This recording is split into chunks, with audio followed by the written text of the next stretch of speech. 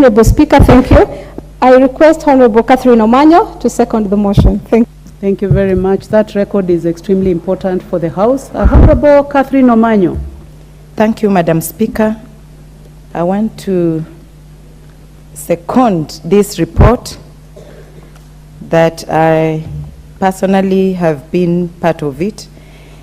And before I sit down, there are some more observations that we actually observed, and we realized that there were many similar funds with same vision, same mission, facing same challenges, and yet there is a duplicate of the strategies that have failed being repeated over and over again.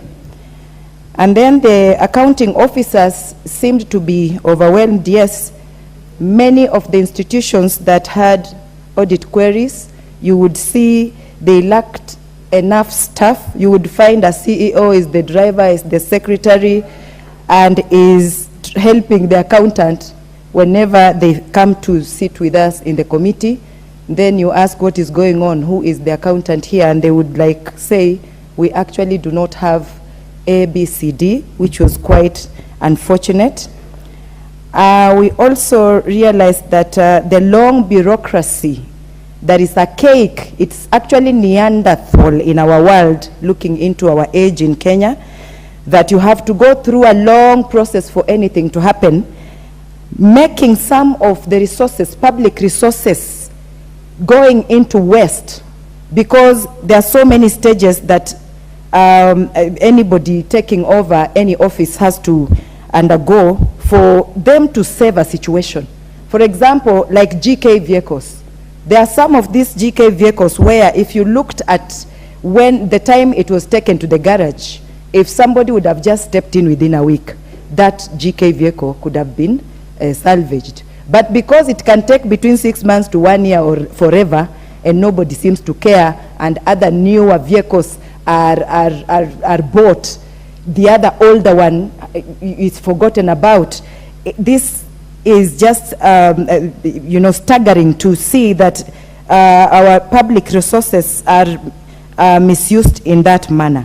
So we also faced some of the funds that were created, but they do not have a proper they were not.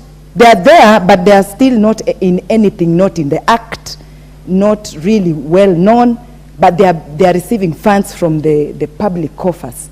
So we could question, and how did you find yourself there? Then they would say we were given this particular office to handle this little kitty that has been going on since maybe the last 10 years.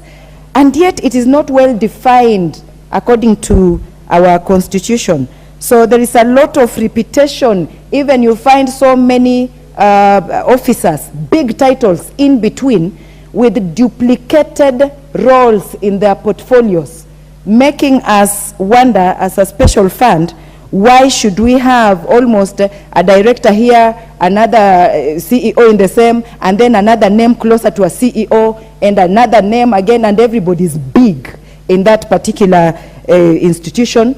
It's like there is a lot of nepotism because somebody who was there purported or just made sure that they create a vacancy for a friend or a relative, which is quite, again, unfortunate, because we are here to protect the public taxpayers and make sure that every shilling that they actually give is well orchestrated and well used. I second and appreciate that we came to this, and I just say thank you. Thank you, Honorable Omanyo. Honorable members, I now propose the question that this House adopts the report of the Special Funds Accounts Committee on its consideration of the report of the Auditor General on financial statements for the Women Enterprise Fund, Coffee Sherry Advance Revolving Fund, Strategic Food Reserve Trust Fund, Equalization Fund, Mechanical and Transport Fund, National Research Fund, Youth Enterprise Development Fund, WEZO Fund, and Civil Servants Housing Scheme Fund, laid on the table of this House on Thursday, the 15th of June, 2023.